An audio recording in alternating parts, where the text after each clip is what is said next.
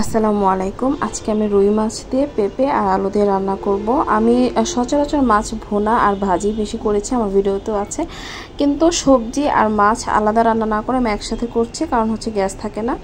গ্যাসের জন্য অনেকক্ষণ অপেক্ষা করে তারপর আমি এখন ইলেকট্রিক চুলায় রান্না বসিয়ে দিয়েছি। তারপর গ্যাস এসেছে। মাছ ভাজা শেষ হওয়ার পর মাছটা আমি সব গুঁড়া মশলা আর অল্প একটু আদা রসুন দিয়ে ম্যারিনেট করে রেখেছিলাম অনেকক্ষণ। তারপর কড়া করে ভেজে নিয়েছি সরিষার তেল দিয়ে।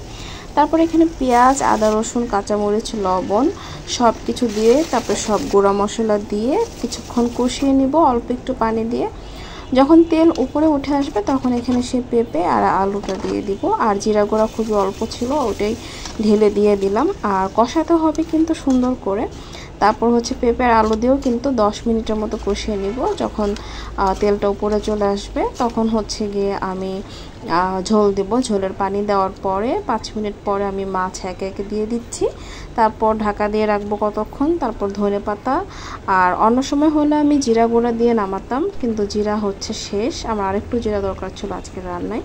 কিন্তু রান্নাটা কিন্তু যেমন হেলদি হয়েছে তেমন দারুণ হয়েছে। বাচ্চাদেরকে পেঁপে আলু হচ্ছে ভাতের সাথে চটকে দেওয়া যাবে, মাছটাও দেওয়া যাবে।